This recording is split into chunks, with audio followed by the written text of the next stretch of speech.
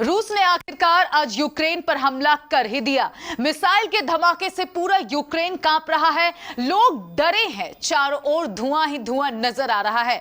आखिरकार जिसका डर था वही हुआ।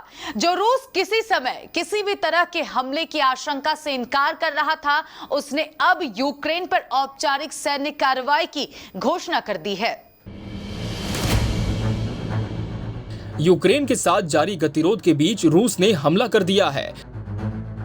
रूस के राष्ट्रपति व्लादिमीर पुतिन ने सैन्य कार्रवाई की औपचारिक घोषणा की है। इसके साथ ही रूसी राष्ट्रपति पुतिन ने यूक्रेन के खिलाफ रूसी ऑपरेशन में हस्तक्षेप करने वालों के खिलाफ जवाबी कार्रवाई का संकल्प लिया है। वहीं इस घोषणा के बाद संयुक्त राष्ट्र ने पुतिन से युद्ध रोकने की अपील की। यूएन ने कहा कि रूस अपने सैनिकों को हमला करने से रोके। राजधानी कीव में शुरू हुए धमाके। एक रिपोर्ट के मुताबिक रूस के युद्ध की घोषणा के बाद यूक्रेन की राजधानी कीव में धमाके शुरू होने की खबर है। रूस के राष्ट्रपति व्लादिमीर पुतिन का कहना है कि यूक्रेन ने रेड लाइन पार कर दी है।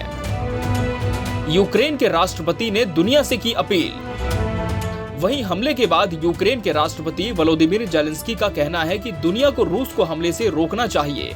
इसके साथ ही कहा कि हमले की स्थिति में यूक्रेन अपना बचाव करेगा और जीतेगा। वहीं यूक्रेन के गृह मंत्रालय का कहना है कि कीव में यूक्रेन के फाइटर जेट्स पर हमला हुआ है। रूस ने यूक्रेन के 2 इलाकों को किया था अलग। आपको बता दें कि पिछले कई दिनों से रूस और यूक्रेन के बीच तनाव बरकरार था। इसको लेकर यूरोप सहित पश्चिमी देशों ने दोनों देशों को बातचीत के स्तर से हल ढूंढने को कहा था। इसी बीच रूस ने यूक्रेन के 2 इलाकों को अलग देश के रूप में मान्यता दे दी थी। इसके बाद यूरोप सहित अमेरिका और अन्य देशों ने रूस पर कई प्रतिबंध लगा दिए थे। रूस ने कहा कब्जे का नहीं है कोई इरादा। प्रतिबंध के बावजूद रूस ने आज युद्ध की घोषणा कर दी है। न्यूज एजेंसियों के मुताबिक राष्ट्रपति पुतिन ने औपचारिक तौर से युद्ध का ऐलान कर दिया। ऐसे में पूरी दुनिया सख्ते में आ गई है। संयुक्त राष्ट्र ने पुतिन को युद्ध रोकने को कहा है। वहीं पुतिन का कहना है कि यूक्रेन पर कब्जे का कोई इरादा नहीं है।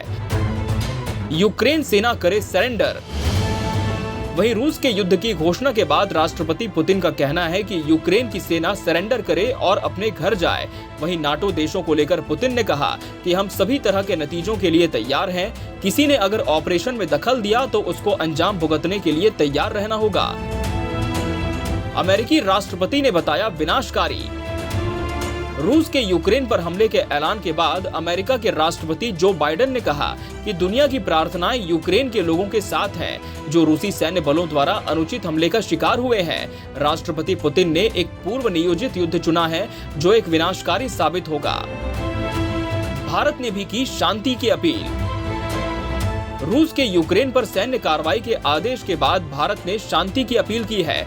भारत का कहना है कि दोनों देश बातचीत के जरिए हल निकालें। इस बीच यूक्रेन से दूसरी फ्लाइट से भारतीय छात्र वापस लौट चुके हैं। यूक्रेन के आग्रह पर संयुक्त राष्ट्र सुरक्षा परिषद ने भारतीय समयानुसार गुरुवार सुबह 8 बजे एक आपात बैठक बुलाई थी, जो अब भी जारी है। यूक्रेन ने यूएनएससी से रूसी हमले के खतरे को लेकर यह आग्रह किया है।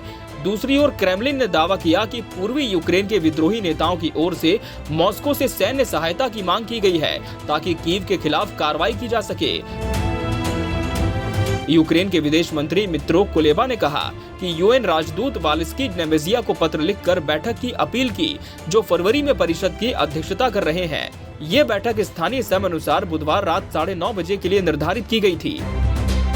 पुतिन ने दी धमकी, दखल देने वालों को भुगतने होंगे परिणाम। रूसी राष्ट्रपति ने यूक्रेन के खिलाफ मिलिट्री ऑपरेशन का ऐलान करते हुए बड़ी धमकी भी दी थी। इसमें कहा गया था कि बाहर से जो कोई भी इसमें दखल देना चाहता है, अगर वो ऐसा करता है तो उसे ऐसे परिणाम भुगतने होंगे जो उसने इतिहास में पहले कभी नहीं भुगते होंगे। सभी जरूरी फैसले ले लिए गए हैं कि आशा है आपने मुझे सुन लिया होगा।